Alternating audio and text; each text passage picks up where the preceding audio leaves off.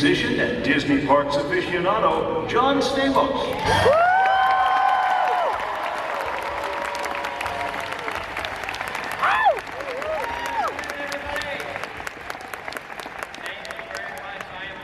Back here at the D23 Expo. I never feel more comfortable than when I'm in a room full of Disney geeks like myself. Can you turn on the house lights? Let me see the beautiful faces up there. It's cool now to be a Disney geek, isn't it? And also, I just became a D23 Gold member. Who's a Gold member out there? Who's not a Gold member? Ticket for somebody. Hold on. Coming down. This is my cardio for the day. It's awesome. Here's my buddy down here. Daniel, you are now a Gold member. D23, buddy.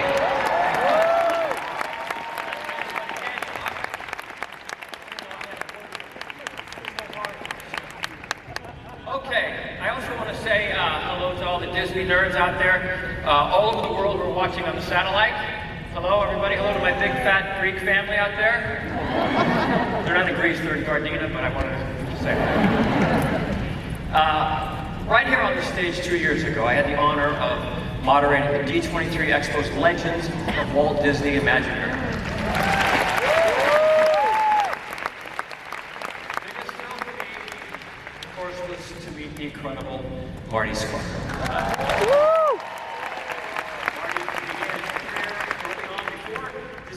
And he worked all the way through, you know, being the head of Imagineering, and he was a great, great guy. He was so spry and so funny and so sharp. He literally like put me in my place for like the whole hour, and we have a really cute clip. Take a look. Next you through their space, and this was Disney's answer to Haight-Ashbury, I think, at the time.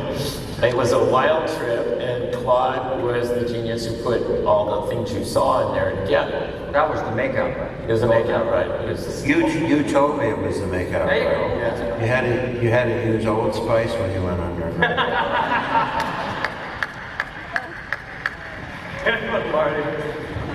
Marty passed away about a week after that. But to me, he will always be the keeper of the keys, the conscience, the Jiminy Cricket of this organization, and he is very much missed. All right. Carrying on Marty's tradition, our presentation today features four very talented men, 4 men who are creative storytelling geniuses, and myself, but it's a lot of dudes. I think we need a Disney-obsessed woman out here to help me moderate. I think my wife, Caitlin. She has Snow White's gentle compassion for others. She has Cinderella's strength to overcome hard times and emerge as Belle to see the beauty in this beast. Here she is to help me moderate, which is code for interrupt me for an hour, Caitlin McHugh Stamos.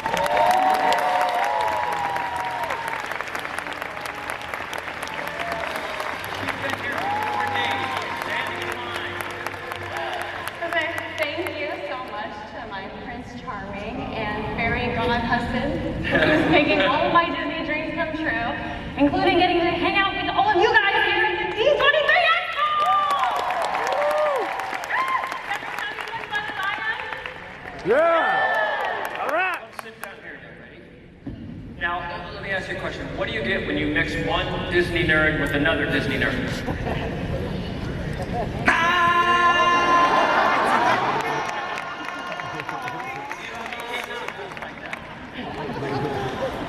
You know, both of us are so Disney obsessed, and we're also obsessed with the legends that you're about to meet.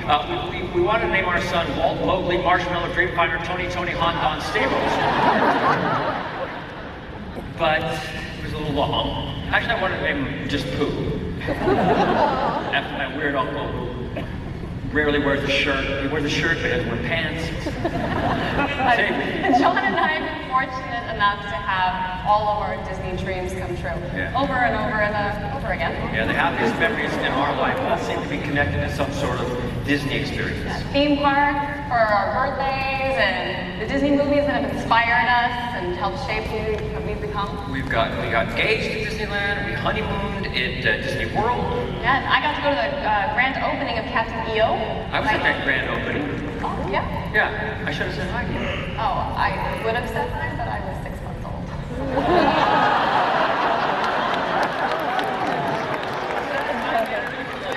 Okay, we got to start the show.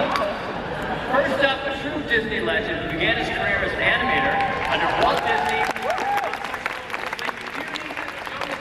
and returned for a whole new generation of films, including The Hunchback of Notre Dame, Mulan, Toy Story 2, and Monsters, Inc. Please welcome Floyd Norman.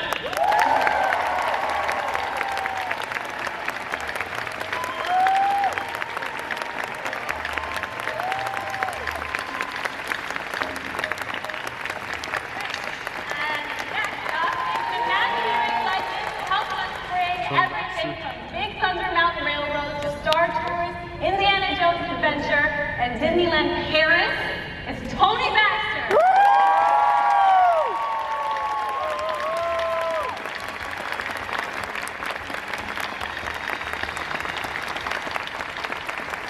He's a prolific producer, director, artist, and author who was behind such films as Beauty and the Beast, The Lion King, Waking Sleeping Beauty, Frankenweenie, and Maleficent. Ladies and gentlemen, please welcome Don Hahn.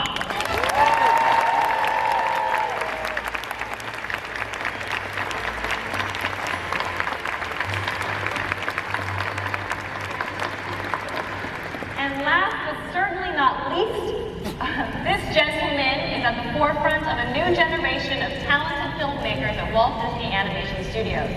Paul was head of the story on Oscar-winning features Frozen and Big Hero 6.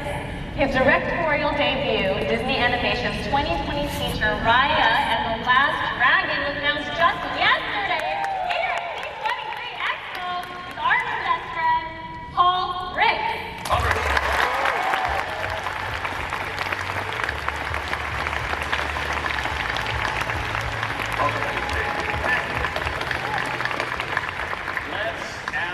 Questions. All right. And let's start in the place where Disney storytelling began 95 years ago. The man himself, Walt Disney.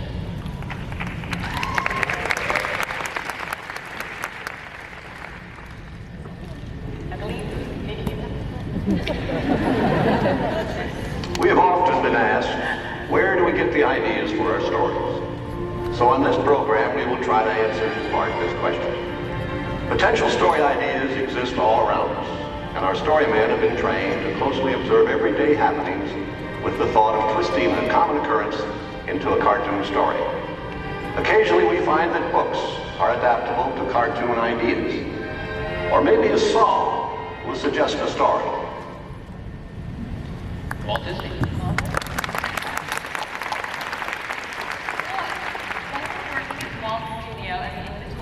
You would draw hilarious cartoons of your colleagues and of Walt, which led to you being tapped to rewrite Jungle Book. You say it was cool to be in that room with Walt, as long as he didn't notice you. Why was that? And Walt was such an impactful storyteller. Can you tell us about him? Well, honestly, I think Walt Disney was an intuitive storyteller. It just came natural to him. He just had this gift, and I can't think of anybody who connected with audiences better than Walt Disney. He just knew what would touch an audience, what would move an audience. And Walt was just a great storyteller. It came natural to him. Being a Midwesterner, he really identified with the common man. And not only did his films play well in America, they literally went across cultures. I mean, fans loved Disney around the world. So Walt was just a natural, and it's difficult to find storytellers who are that good, and it almost comes easy to them. So it was just a pleasure.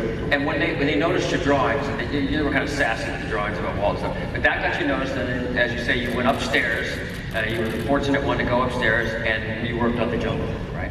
Yeah, and that's because Walt's daughter, Diane Disney Miller, said that her dad was probably the best gag man in the studio. So Walt loved gags. Yeah. And so when he saw my gags about him and about the other Disney artists and animators, he knew that I was, maybe I should have been in the story department. Funny guy. Well, storytelling is the currency of humanity. You know who said that, Don? I think it was me. I'm glad it was you. It's so true. I mean, we pass along our beliefs. The stories tell us how to be human, dealing with despair in difficult times. But also, in all of your storytelling, which I love so much, there's hope. There's always hope. And I think I speak for all of us that we need you guys more now than ever. So, no pressure. How have you taken that hope that Walt, captured so well and brought it into your films today? Well, it is inspiring because Walt's films always have that optimism to them, and his parks always have that optimism to them. But he wasn't afraid of showing all the sides of humanity, so he wasn't afraid of showing suffering and grief, Right. and ridiculous comedy, and he was all about the entertainment of it. So if you could take home a theme or something, great, but he was first and foremost about the entertainment and the experience that the audience would have. Because when we go to the movies, we want to know what it is to be human. Right. We want to know what it is to walk in the shoes of those characters, whether it's Pinocchio or Mowgli or whoever. And that's what was so inspiring to me and what we try to do in our movies now. And you do, so beautifully. Tony, now this is my great bragging right that I know Tony. We've become friends, and I'm so grateful for that. 2 years ago, we had dinner, and I said, I've got to get you on Splash Mountain, because he created Splash Mountain, and it's my favorite ride. And to get that picture, when you go down the thing, and they take the picture, get a picture with me on the ride, Tony Baxter. Take a look. Wake up. Where is it? Where is it? There.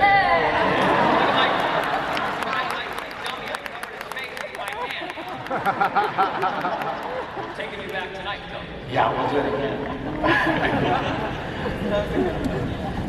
Tony, there is so much crossover between films and rides.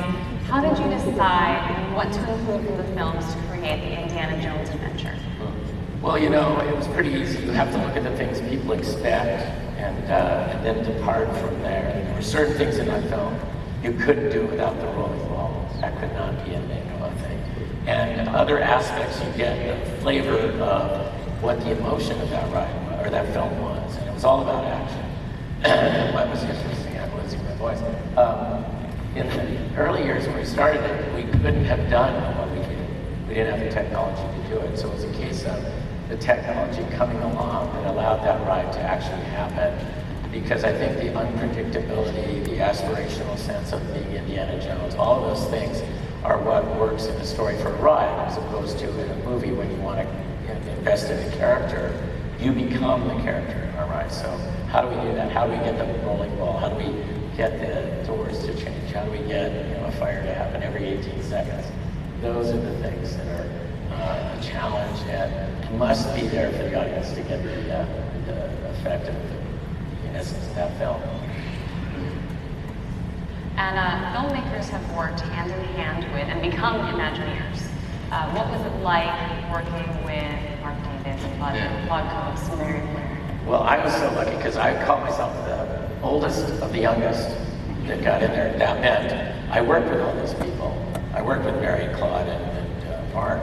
Now, if you look at that sketch that Mark did of the pirate in the boat, straddling the boat in the dock, greedy with so many hats, you don't need a single word of a script or a traditional story to read that drawing. That drawing is visual, and everybody that's not paying attention in the boats gets it right away.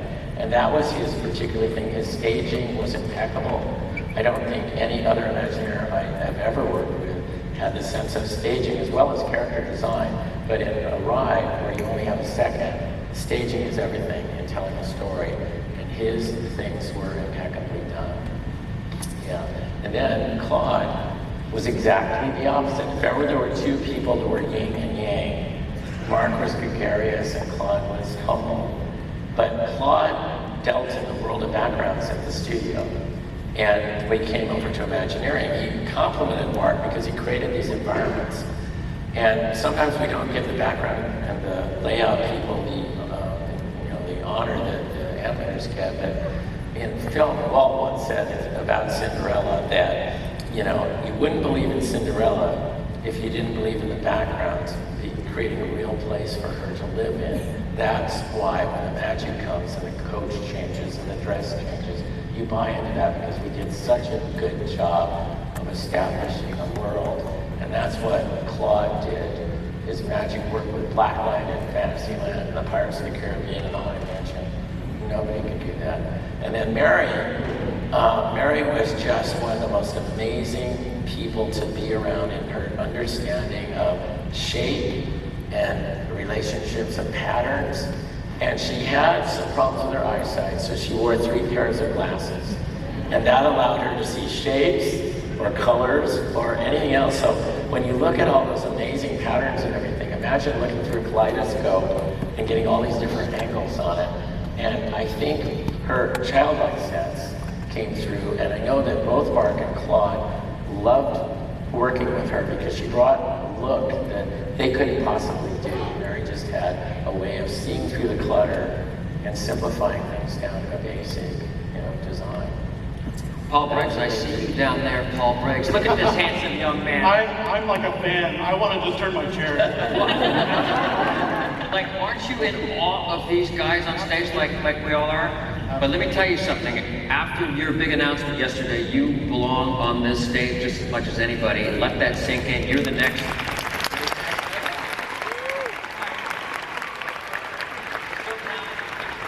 Sweet man. He also drew this when I proposed to Caitlin. He made that little drawing for us, and we're very grateful. I never take this stuff for granted, so thank you. Well, I got to admit though, really quickly, it's a strange thing when you're laying in bed at 11 o'clock at night and you get an email on your laptop and it's from John Stamos that says, "Paul, I'm laying in bed next to Caitlin. She's asleep and I'm trying to type really quietly, but I have to ask you something." I'm like, where is this going? to help with their engagement. I need to help. But that first sentence, I was like, this can go in a lot of different ways. What's your approach to storytelling? What's the first movie, Walt Disney movie you were in? My favorite? Yeah. Raya and the Last Dragon. I do love, each one has a very, and this is actually how I do approach storytelling. Each one has a very different meaning for me that I've worked on. I love all of the classics too, though. But I come at it from a very personal place. And when I look at Frozen, for example, he's Marshmallow. I can't do Marshmallow. I'm a giant angry, I'm also Yama in Big Hero 6, like I play these giant angry characters. I am not an angry person. I hope I'm not. But I did come from a very personal place. When they asked me to come on to Frozen, I was like, I don't know, princesses. I love that. I love the singing and everything, but I'm trying to find the connection. And I met with Jen Lee and we talked about sisters. And I have 4 sisters, and I know, John, you've got a lot of sisters, so we understand sibling dynamics that are complicated.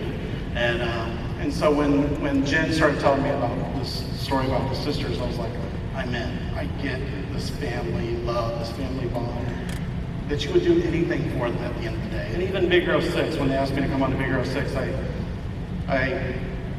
love superhero stories, I love Marvel, but really at the end of the day, Big Hero 6 is a story about loss and grief and accepting that into your life. And I was like, I get that. I had lost my mom a year earlier, so I was like, this is a story that's important to me that I think other people will connect with and empathize with. So that's really, I think, always what drives my storytelling.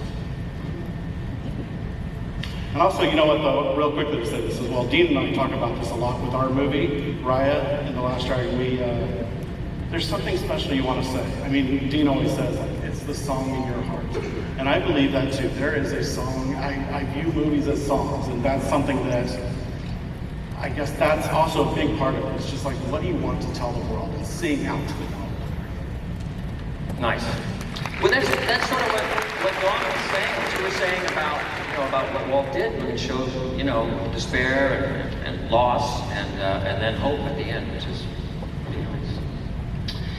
Or from Silly Symphonies to Fantasia, Mary Poppins, Walt knew the music that was so integral to stories. Dawn, you worked with the most iconic songwriters. you've done all these Broadway shows, including Beauty and the Beast. I'm sorry, took those, you know, the movies Beauty and the Beast, The Lion King, The Hunchback of Notre Dame.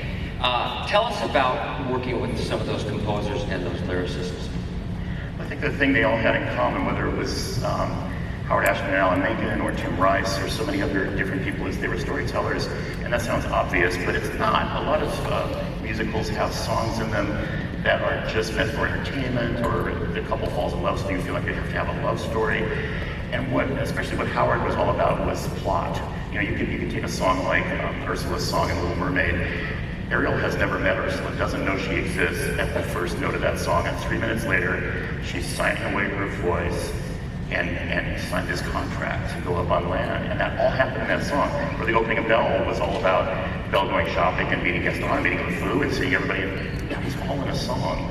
So I think the amount of plot in a song, and what these guys always did that amazed me is you put songs in a movie not for the only reason that this is the only place that your heart has to sing out. It's what you said. It's I'm so in love that I can't talk anymore, so I have to sing. Right. I'm so, you know, angry at the villain that I can't talk anymore, I have to sing.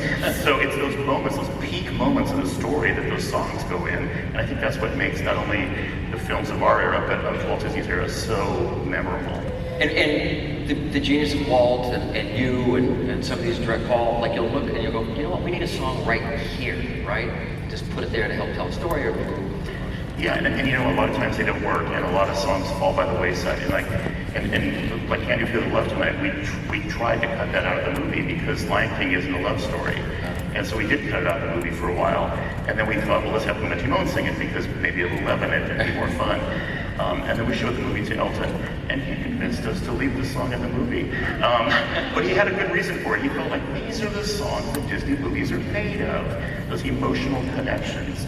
And of course it went on to win an Oscar and everything else, but he was right. It's that emotional connection you have to the characters through the music. It is a love story. That movie is a love story to me, especially the father-son. Go ahead. You worked with Alan Menken and Howard Ashman. How was it working with them and how they helped mold the stories? Wow, they were incredibly involved in it. So if you look at Little Mermaid or Beauty and the Beast or Aladdin, they were there all the time. And Howard was going back and forth between Los Angeles and New York, and Alan was in Los Angeles for extended periods. And they were in the story room. You know, they were with these guys, with the story crew, coming up with ideas. And at one point on Beauty, we took all the storyboards back to Howard in New York, and it was so challenging and fun because we'd be ripping things off the storyboard and repinning things. And Alan was there with a portable piano and just trying to workshop this stuff and make it work all the time. So amazing people, but right there in the room, they weren't ivory tower writers. They were right there with us in the room, and I think that's why those songs feel so integrated into the story. Do we have a clip of from your movie? Yeah, well, this is a clip of Howard. This is 30 years ago, and it's Howard when he first arrived at Disney, lecturing about Little Mermaid, and he's talking about the song "Part of Your World." And you think, oh, it's just a love song, it's no big deal, it's just about love. It's not at all about love. It's about how she's trying to get up on the surface and all the seeds of story and plot that he's planted in the lyric of that song. To hear him talk about it is really amazing. So that's got a lot of very, very specific information in it. This is something that, I mean, there are a couple of ways that you can write something like that. If you look at most songs in that vein are less specific than that, to be quite honest with you. I was interested just for myself in trying to give more specific information and yet keep it feeling like it's her dream. You're not going to miss what the film's about. That's the central issue of the entire film. By having her sing it, makes that point develop what she wishes she were. At the end, she will become human. That's what she wants. And I don't think you can get mistaken at that point. There's some foreshadowing involved in it. It's funny, you think the lyric it is complicated, you know, it's simple. There's foreshadowing there, which is, what would I give if I could live out of these waters? What would I pay to spend the day? The fact is, she's going to make a deal with the devil and see that she's going to give up her voice, she's going to give up a lot. Eventually, she's going to give up practically her life. she's going to have to pay something very important. So there's foreshadowing involved there. Wow.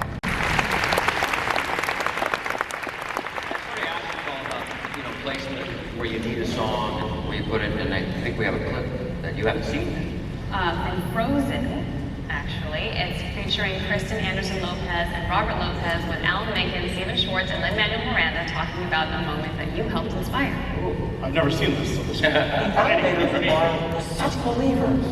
They are the most dear-hearted people. And they're the best meetings too, because you leave the meeting and there's 3 drawings of you, because everyone's doing it. Exactly. And then you frame them and put them on the wall. Sometimes it's not very flattering with them. So I would love to hear from everyone about a moment in your movies that was actually inspired by a visual. Like for us, Do You Want to Build a Snowman is all written because we were trying to figure out how to get a backstory of the girls that you could actually feel. And we were talking, and during that time, our head of story, Paul Briggs, drew 2 girls on either side of the door. And I was like, Paul, what do you draw? And he brought it up to the camera and we were like, that is Do You Want to Build a Snowman? And I find that writing for animation, you just get all of this amazing inspiration from them. Wow. Oh.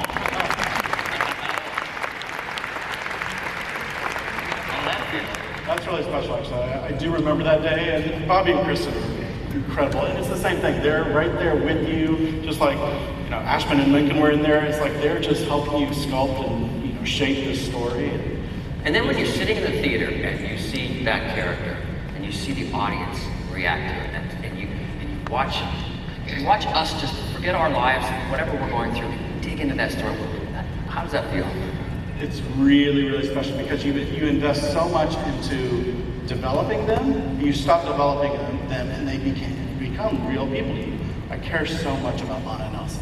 And so when people have this reaction to them where they care just as much about them as you do, it's extremely powerful. That's a beautiful gift that you have, all of them. Floyd, we haven't heard from you in a little bit. Let's talk about the process. Like I remember you were saying that you'll do something that gets thrown out, do something thrown out, do something thrown out. Talk to us about that, and then also, has there been something great that you just loved that got thrown out? Well, that is the story development process. It's mainly trying out ideas. And I tell young story artists who are just coming into this business that most of what you do will be thrown away. Hear that? Almost everything you do will be thrown away, but we keep the good stuff. There was a lot of stuff you didn't see in the Jungle Book because Walt Disney decided that it didn't work, so consequently it was cut from the film. Do you remember anything specific? Well, there's one sequence I remember very much, Rocky the Rhino. Okay. Rocky the Rhino was a very wacky, zany character voiced by Frankie Fontaine. I don't know if you remember, he played Crazy Guggenheim. Right. Jackie Gleason show, for those of you who are old enough to remember Jackie Gleason. But Walt didn't think Rocky the Rhino was very funny, so that sequence was cut. But it doesn't break my heart when something's cut from a film. We had a marvelous sequence in the film Mulan. That was kind of cute. It's when Mulan and Shang had to share a tent together. It kind of risque, but in good taste. And it was a hilarious sequence. It was really funny, but it just didn't work with the narrative. So that very funny sequence had to be cut from the film. But it didn't break our hearts. That's just part of the process. Interesting. Now, Tony, back to you. I have waited hours and hours in lines for your rides, over and over and over again. I've been going to Disneyland my entire life, I'm in my 30s, and I am still not tired of them. How do you do that? Well, I have a secret. Most people design something for the first and only viewing in a film or whatever, but with the rides, they're going to be doing just what you did, or we'd be out of business, So I designed the attractions I work on for the 20th ride, which means you have to ask yourself, I waited in line 19 times for an hour. Why am I in this line again? And I think the best answer to that was the storyteller's postcard to Walt Disney. Does everyone know Ray Bradbury? Yeah, okay. So imagine Ray Bradbury and Charles Laughton in a Peter Pan pirate galleon. This is absolutely true. When he got out, he went over to the postcard rack and sent Walt a postcard that said essentially, Walt, I'll be eternally grateful. Today I flew out of a child's bedroom window over London in a pirate galleon on its way to the stars.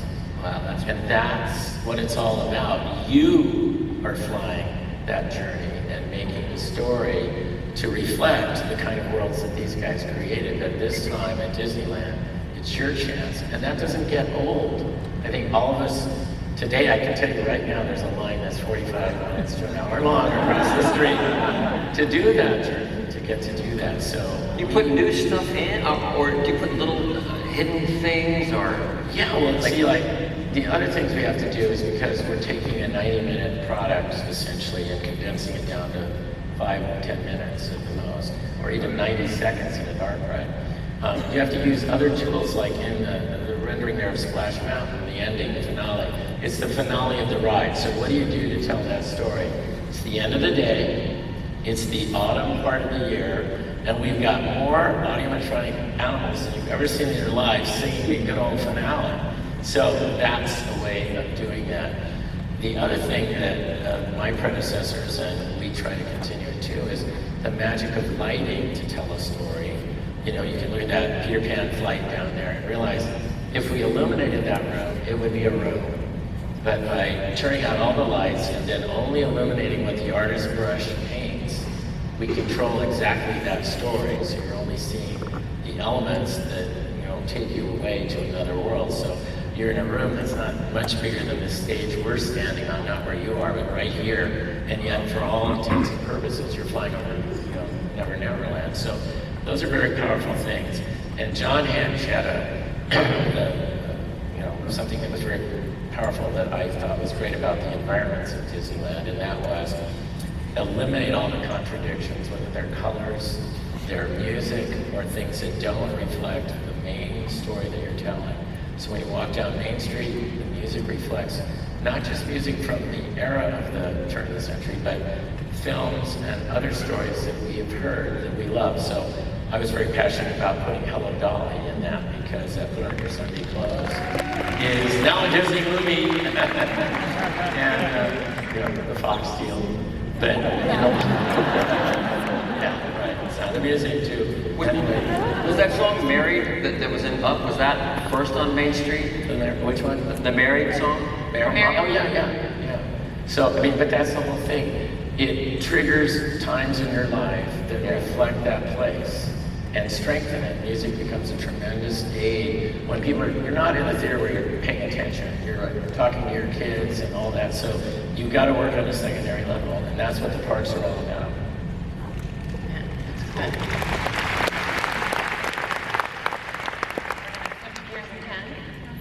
As we all know, many Disney films draw from classic stories. Dawn, how closely do you stick to the source material for well-known fairy tales? That's an amusing question.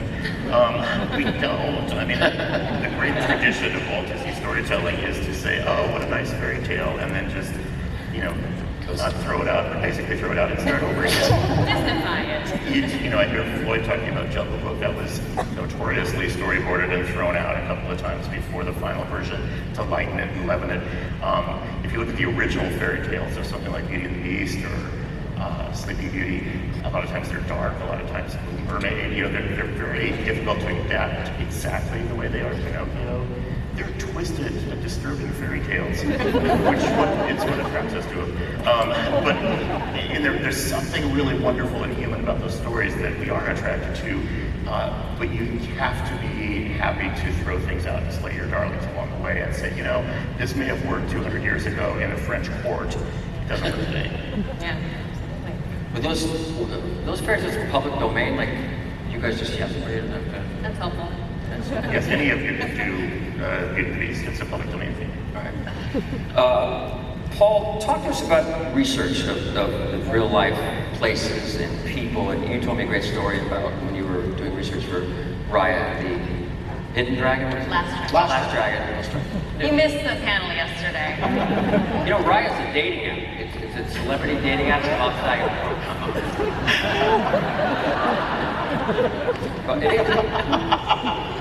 Raya.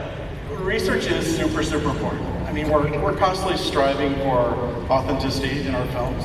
And because we're creating a fantasy world, the world that Raya in The Last Dragon takes place in is in this place called Kumandra.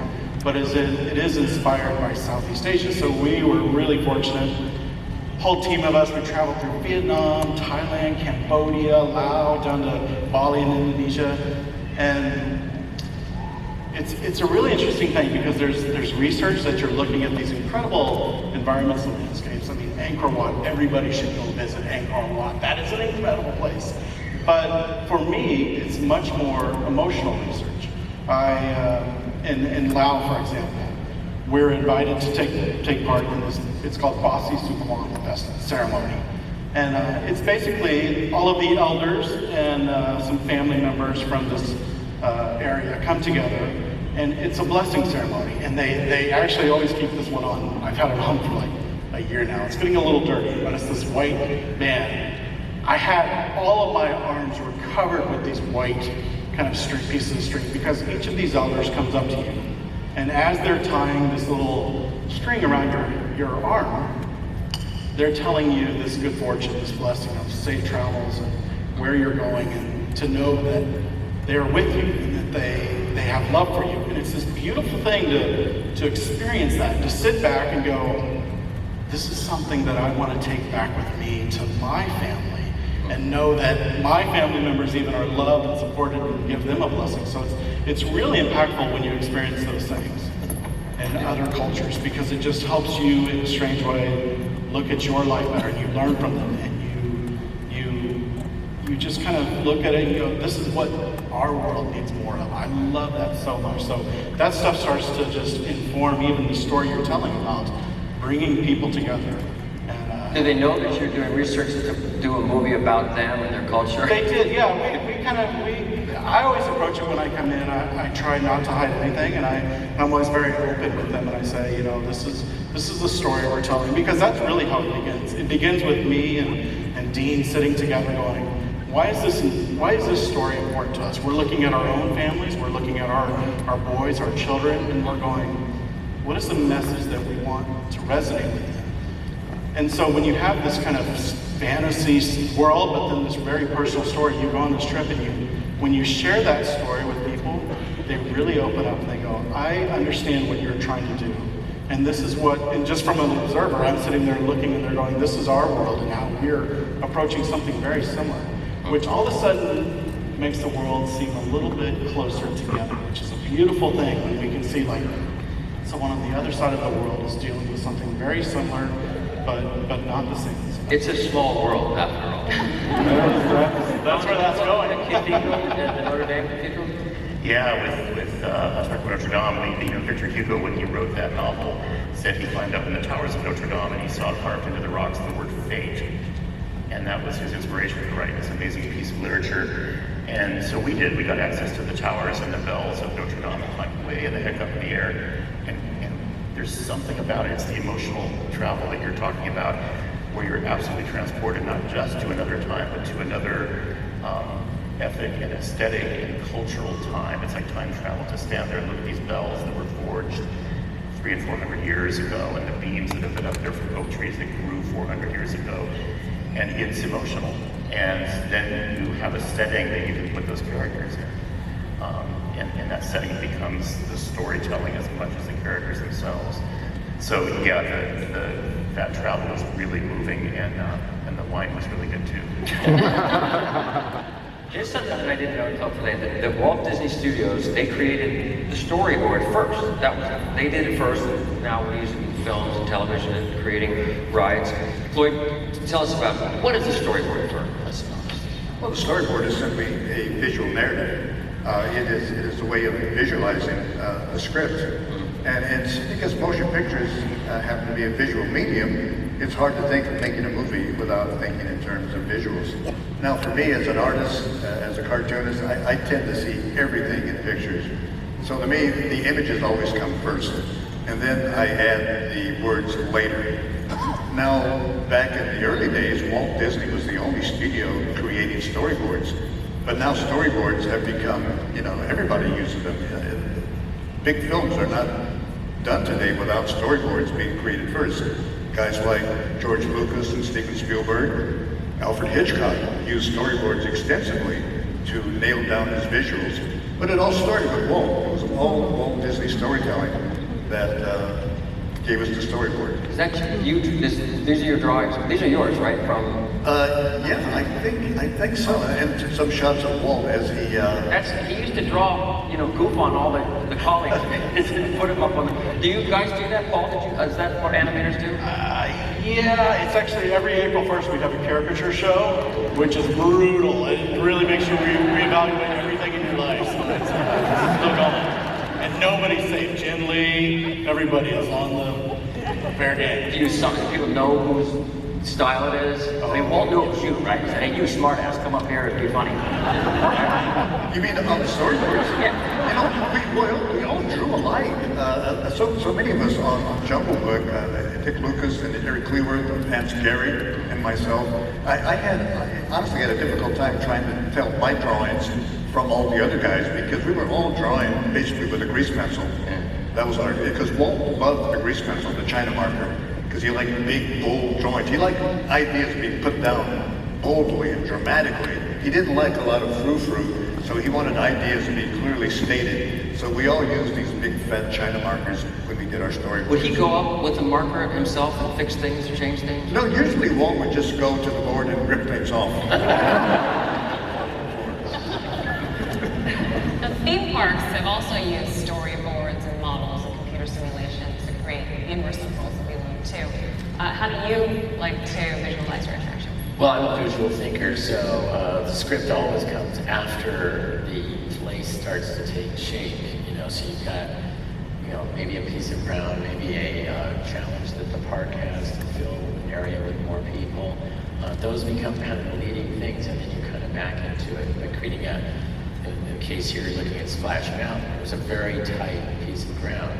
And when it was under construction, it looked like the 5-story apartment building was going in next to the Haunted Mansion, because it was steel and everyone's going, why have you done? But, we knew this story was going to fit. We start with New Orleans. We have the plantations of the Haunted Mansion and then out into the bayous. So we had a nice segue there. And once we planted it all out, like the model looked, and the models give us so much confidence that it's going to work. So when everyone is at the park freaking out about this big giant building, we're seeing this model, we know where it's going. And so that becomes, in the same way as the storyboard is so critical, and we do them too. But the models become something where you can't cheat. There's no way to cheat. It's the same piece of ground, only miniaturized. So many times those models are built big enough that they can be used in the field so that 1 inch in the model equals a foot of ground in the space. So it's an incredible tool to us. But there was a bunch of extra figures laying around from America Sings. No, well, we have these figures. What are we gonna, these elements, I think for me, what Marty used to call it the blank sheet of paper. Yeah. And by that, it's like, we don't even have an idea, we just know we need to do something, how are we gonna do it? The best way to get that quick is to think of something that you were completely, inspired by, or just became such a part of your life, something that touched you like the Wizard of Oz, or for me, the Moses parting the Red Sea. And if you look closely here, you can see King Triton, parting the seas to our original Seas Pavilion idea. And we didn't build it as Floyd says. We don't always build everything. I think it would have been great though. But we had Triton throwing his Triton out at the water and parting it, and then allowing all of the guests in the audience to walk through the ocean into the story of the sea, which I thought would have been a very theatrical, very Disney thing, and very aspirational. And it would have given me my Moses moment. Yeah. I did it over at Universal, so if you want to go over there, they part the sea. Well, hey, we both like this guy, don't we? Oh, Vic is my favorite. We were on a track, and we had gotten Dreamfinder, and I watched Magnum P.I., the story I've told about Magnum hit a go, he told Higgins it was just a figment of his imagination, and Higgins said, figments don't eat grass, and I said, there's our name. Anyway, what turned it into something that everyone could digest and really fell in love with was we brought the Sherman Brothers again through music, came on board, and we said, can you create a song like they did for Small World and they did for the Great Big Beautiful Tomorrow, Carousel of Progress and the Tiki Room? How do you explain this complex thing of you're gathering information, storing it, and then creating something new from the things you learned in it? And they said, we got it. And so out of that came one little spark. And then that just became the unlocking moment to kind of create that whole attraction. Hey, Paul, you have been a sort of a part of the movement of bringing more women into the Walt Disney Studios, right? I think, yeah.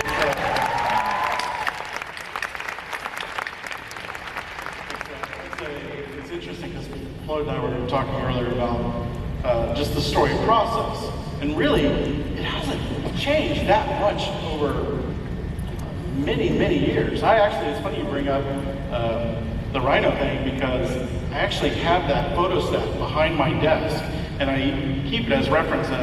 It's a Bill Pete sequence. Incredible economy of boards. So storyboarding hasn't really changed that much. What I see really changing right now is this dynamic and this awesome of a lot of women coming in animation. Half my story group is women, and they are incredible. They're super smart. I love them. I think they're bringing all these really powerful stories, even like within the studio. There's Natalie Norgott, who just showed her short here, and of course Jen Lee, our chief creative officer, and even Josie Trinidad. Like, there's some really incredible women in the studio right now, and it's a great time. Because when I started, there weren't a lot of women in story, and now I look at the department overall, and I'm extremely excited for this change happening. Good for you. And you were the head of story for Frozen, right? I was. Pretty cool. Yes, it was an amazing experience because, again, like working with Jen Lee and Chris Buck, I have so much respect for them, and the songwriters too. So, in that movie, we were just talking about how films get, you'll be working on something for a while. Frozen at first was this love triangle between Kristoff, Anna, and Elsa. And Elsa and Anna weren't really so much sisters. And so at that time when I saw the movie, I wasn't on it, but I looked over there and I was like, no, I don't want to do that love triangle. That's not. And then all of a sudden that whole thing was thrown out. It's like, now this becomes a story about sisters. So it's really exciting. And plus I think too, what's fun now is, like I was saying before, storyboarding really hasn't changed much. We're drawing completely digital, which is really fun. And we pitch now, rather than on these boards that you saw even Walt pitching, we actually come into the story room and we pitch these stories just digitally on the screen. So we're going through them. These are some of my boards from Princess and the Frog. So I kind of just go through these things and pitch them digitally, but it's the same exact process. You still draw it, right? Still draw, which is really hard because you're a writer and you have to visually communicate. It's all about visual communication, and these ideas. And so in some of the hardest storyboards that I have to draw, I know when they are coming because it's, even in this song sequence, Mama Odie's song, there's a line in the script. We work a lot closely with writers, but there's a line in the script where it says, Naveen looks over and falls in love with, and you can see in his eyes he's falling in love with Tiana. And I was like, how do I draw that? And it's incredible because I spend a whole day drawing just 2 eyes, where I'm like, no, he's not in love. And it all came down, it was really funny because it all came down to just a slight, like I drew a pair of eyes, and then all of a sudden it was just a little bit of the eyes just opening just a little. And it's really it's more about what's happening behind those eyes. I'm going, this is the person I want to spend the rest of my life with. Which I know that feeling, and I'm just trying to capture, which is such a hard feeling to capture in a drawing. That's when you're like, I should have chosen this profession. I should have been anything else. Why did I choose to draw? It's so hard. But when it works really, really well. And that's the Disney magic in our movies. I picked the right guy to email to help me with romance. He's such a perfectionist. He came over to our house and did this beautiful Winnie the Pooh in our son's nursery. And he took all day doing it. It was fun. Such a perfectionist. about how I was going to do it. When I first asked him, I said, do you have like an intern who would do this? We don't want to, and he was like, no, I don't trust one. I'm doing it. Want it done right. It was done just beautiful, so beautiful. And a lot of storytelling does have to do with backgrounds and the world that these stories belong in, which we talked about with Tony and the rides, but I want to talk about it in films as well. We have Disney films like Sleeping Beauty, Wonderland, The Temples of Jungle Book. I mean, the incredible live-action world of 20,000 Leagues Under the Sea, Mary Poppins, Tron, done. How do you create these entirely new worlds for film? Wow. It's about creating a sense of transportation for the audience. I always feel like creating a world is like the transportation business, where you can take the audience to a place and a time that they can never go themselves.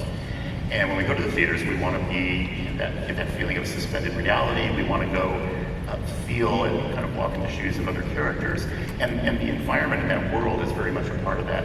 And it is, by the way, if you're making attractions or if you're painting oil paintings 100 years ago or painting on cave walls, the work of an artist, be he or she a writer or artist, is to show you what it's like to be me, show you what it's like to walk in my shoes for a day.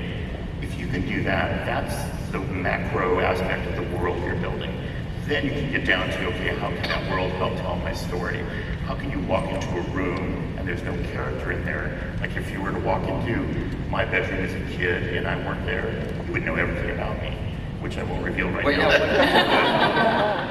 But you do, you'll learn about that. If I were to go into any of your rooms and rummage around, which I'll do later today, you'll understand who that person is, and that's that transformation, that's that world building that we all try to strive for. That's interesting. And Paul, you've done Zootopia, a whole incredible world. I mean, tell us about that. Big Hero 6. Big Hero 6. Yeah, well, it all starts with that. You want to be, when you go to a movie theater, you want to be transported to this magical place. It's this escape from the world you're in a way, and you go, okay, everything that's going on in the outside world, I don't care about anymore because I am here. And I really appreciate when, again, it comes back to research and authenticity, and you can see that the filmmaker has done their homework, and you start to build these worlds, but they make sense. I mean, even with Zootopia, there was a ton of research just done in animal relationships and the dynamics between certain animals and herbivores and carnivores. So there was all this research done that then starts to influence the design and construction of sets, because we have to build everything from scratch. Nothing is given to us for free. So you got to make a door for an elephant, but you also have to make a door for a mouse and everything in between. So there's just a lot of just researching. Do you ever just lay in bed, like right before falling asleep, or you just have ideas?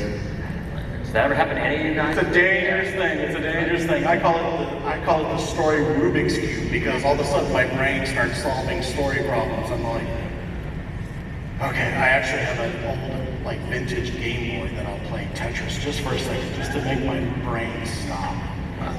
There's so much to do. I did mine on traffic jams. Oh, really? An hour every day, because you're completely focused on just the rear bumper of the car. Yeah. You want to talk about color? Floyd, tell us about color. Well, Don had spoken earlier about Mary Blair, and Mary had a tremendous influence on the Disney feature films. She had such a brilliant color sense. And I remember going to Pixar animation studios in the 90s to work on Toy Story 2. And one of the things I noticed was a lot of Mary Blair color concepts on the walls of Pixar. And I'm thinking Mary probably did these sketches in the 40s or 50s. And here we were, years later, and a whole new generation of artists still referring to the beautiful color sense of Mary Blair. So she's had a profound influence on animation, both at the Walt Disney Studios and Pixar. Tony, you talk about colors, lights, black lights in your ride. Yeah. I noticed, when you go into some of your rides with black lights, you can see who has caps and who, Yeah, right. There is that.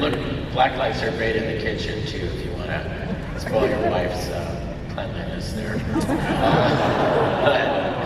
No, all these tools, whether it's black light or it's the technique we created on Indiana Jones to give you a sense of motion as you're going through a ride, and feeling the experience for the first time, telling a story through experiential feelings.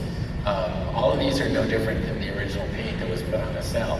They're just another tool that we have to tell a story in a more meaningful way and immerses you more deeply in it. And so I think that's always been a tradition of Disneyland. When those original blacklight rides were created, I think they were the most immersive things that had ever been done. Maybe the Jungle Cruise I would put in that too. After seeing the film that's been generated out of that yesterday, it looked fantastic. So I think a lot of people have those rides as a communal experience that's lasted for coming up on almost 65, 70 years now. Yeah. To infinity and beyond, what's the future of storytelling? Technology, will that come into play more and further change the way you guys? Well, technologies we've all been over there to ride, Smuggler's Run. Wait till you see the other one, and I think I can talk a little bit about it because you saw it today. It involves so many different technologies that have got to work together, and that's why it's taking our team a long time to deliver this, is to make sure all of those things work. But when you move through a seamless experience, crossing from one type of transport to another, it's extraordinary. Nothing like that's ever been done before. But at the end of it, it's just about telling a story. If you just put it there to blow people away with the technology, it wouldn't work. It's like when Star Tours was fresh, when we did it in 1987, we all thought, we'd have a good year if we just made a fun bump in the dark kind of simulator ride, but we put it in concert with Star Wars, something every kid grew up with. And here it is now. We're plus 40, I think, almost on it. Close, anyway. 80, I can't, 30 something. And it's still got a line out there because it's not that it's a simulator and that was breakthrough in 87. It's that it takes you and allows you to go into that world. And the world building thing is going to be awakened like never before with all these technologies. Floyd, you've been telling stories a long time. What do you think the future holds? Well, I've been able to, kind of like see the transition. I mean, I started out old school Disney when I came to the studio. Walt and his artists were still making films, pencil and paper. Everything was hand-drawn, hand-created. And then transitioned to Pixar, where I went up to Pixar and saw animation totally changed, totally transformed by the new digital medium. So, but I think one thing will remain the same. Storytelling is basic. Whether it's done by hand, whether it's done by computers, good solid storytelling is Disney, and that will always be with us. That's beautiful. Very quickly, we only have a few more minutes, but I want you all to go down the line and tell us what story influenced you or moved you the most? Paul. Start with me. I think a really impactful story I would say is that changed my life, honestly, was when I was little. I was in this bookstore, this Walden's bookstore in Florida, Boca Raton, Florida, and I found this book called The Illusion of Life. And this is a book written by Frank Thomas and Ollie Johnston, two of the 9 old men. And I started flipping through this book, and it was my creative Bible. I thought this is something that people do, people draw. And it was a really big book. That book is like this thick. And I remember my mom came up to me in the bookstore. She's like, I've been looking for you forever, where have you been? I was like, Mom, this book. And we were, at the time, pretty poor. And I remember her holding this book and flipping it over, and I could tell her eyes were looking down at this price tag on this book. It's an expensive book. But then I just remember her looking at it, and it must have been my eyes, but she was like, okay, we'll get this book. Oh, thank God. I thought she was going to steal it. But I swear, even as we were walking through that mall, I was still just flipping through these pages, and I was like, I thought, I have to go there. That's this magical place that are people like me. Like, I was constantly drawing, and even in these drawings, I could tell right away there was emotion and life in these drawings. And I was like, I want to do that. And my mom, to all her credit, really kind of put me on that path of going, there you go, go there. And here I'm super fortunate, and it's an honor to be sitting now on the stage. Don Hahn?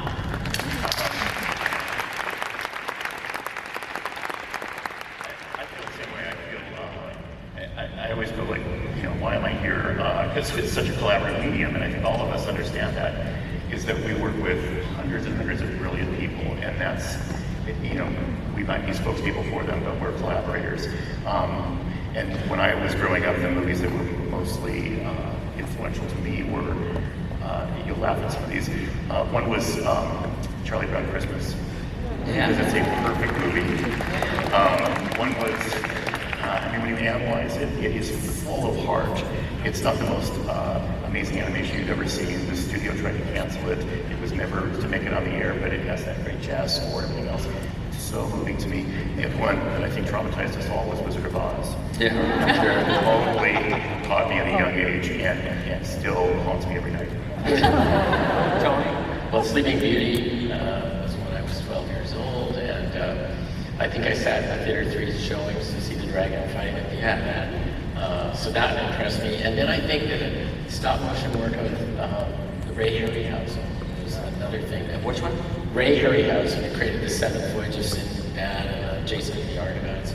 Those were real, but not real. It was something that, it was before CGI, and so it was a primitive way of seeing animation in dimension. And that got me, I think, to think about getting into the dimensional side of this, and finding a way to bring creatures and places to life in a dimensional world with that incredible style of Ivan Earl and Sleeping Beauty. If I could marry those two, it would be amazing. Floyd? Walt Disney's probably shortest feature animated film. I have to thank my colleagues, the wonderful Dick Humer and Joe Grant, for giving us a little film called Dumbo, the film that really Well, gentlemen, discord is at an all-time high, decency at an all-time low, but thank God we have gentlemen like you and the women to tell these stories and lift us up and make this world a better place. Thank you very, very much.